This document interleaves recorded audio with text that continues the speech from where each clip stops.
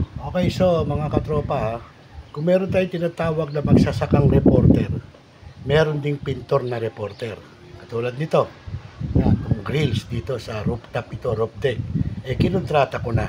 Sayang kung sa iba pa mapunta, di ba? So, income din to. Kaya, ito, ang proseso natin dito mga katropa, bago natin yung pininturahan ng itim,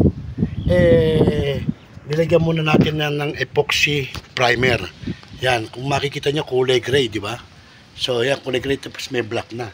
So, yung black, yun ang pinaka-final na pintura nito, kulay. At yung gray, yan po ang epoxy primer, no? Kaya kailangan meron yan para hindi ka agad kalawangin, no? So, yan, turahan natin. Yan. Final na ito. Yan. Para hindi agad siya kakalawangin kasi pag wala akong epoxy primer, yung bakal, kakakapitan ka agad ng kalawang, no?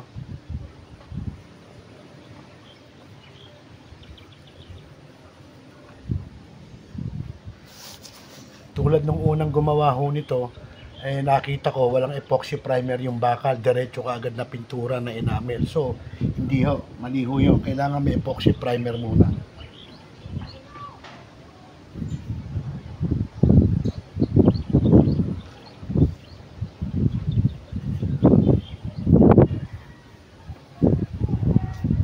Mahirap nga lang ho ito, siyempre medyo tugutan no, yung mga sulok-sulok yun po mahirap sa pagpipintura, hindi yung katulad nung dingding, yung wall, sandali lang yun.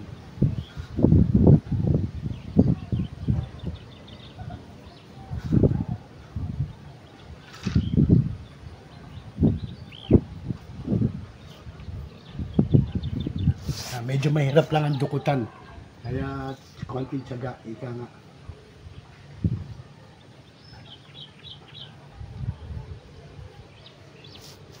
Tsaga-tsaga lang pero makukuha rin ho yan, no?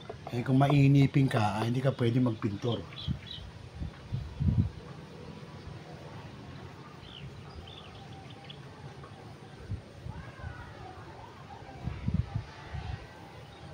Sayang, sideline to kaya kinontrata ko na.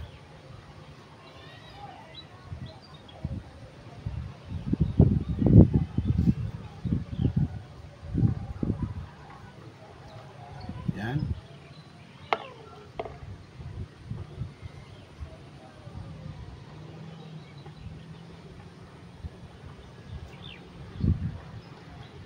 Kaysa sa iba pa ibigay, di ba? So ako na kumuha. Sayang eh.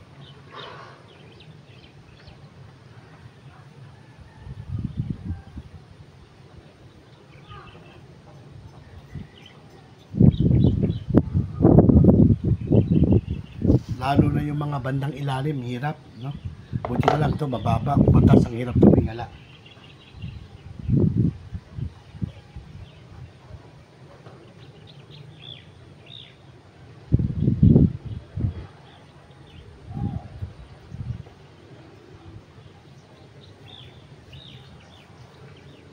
Para ka lang naman naglalaro, no? Huwag kang manggigigil, huwag kang mahihiyot. Para ka lang naglalaro nito.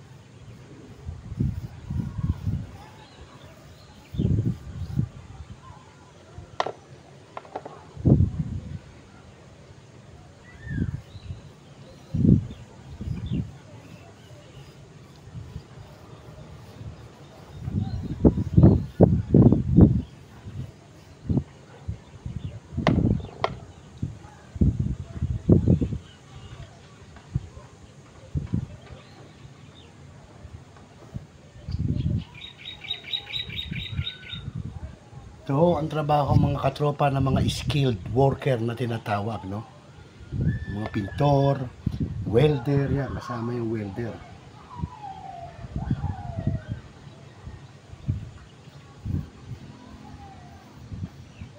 Pero syempre, pagka yung mga wall, yung mga pader, ay mga dingding na malalapad, abay syempre, hindi na hubras ang gagamitin natin doon. Roller na, paint roller, no? Yun na po gagamitin natin. Syempre, pagka braso ginamit natin, aba, ay abutin nung tayo siyam-siyam doon. Ito kasi, mas maganda to. Bagay, pwede rin yung may tinatawag na spray paint, no? Kaso, gagamit pa ko tayo ng compressor doon. So, maraming proseso. Hindi ho katulad nitong brush, diretso na. Tsaka hindi ka na rin ho gagamit ng kuryente. Yung compressor, gagamit tayo ng kuryente ron. No? Pero mas maganda, mas mabilis yun dahil kapag buga mo na spray, meron na yan. Pero actually, pwede naman ho ito. Kaya tiyaga lang ho, no? Kaya nga sabi natin, dahil brush ang ginagamit natin, tiyaga lang, tiyaga. At madadali rin ho yan. Yan. Actually, malapit na ho matapos eh. Itong isang panel na to. Yan.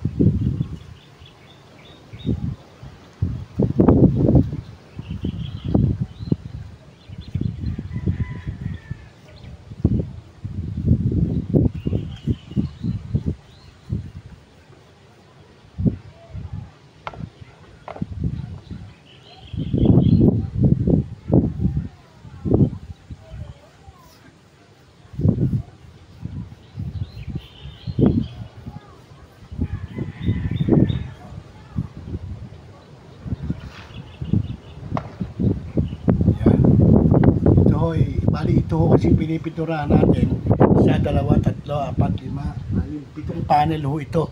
So nakakaisa, 2, 3, 4, 5. Panlima na ho ito. Medyo pati patilim na. Tatapusin lang mo natin itong 5 panel at hihinto na rin ho tayo. Dahil abutin na tayo ng dilim. Pero pag pintura ho, pag madilim. Bagay, pwede ka naman gumamit ng ilaw pero ika nga, pwede naman magpahinga na. Bukas pa naman.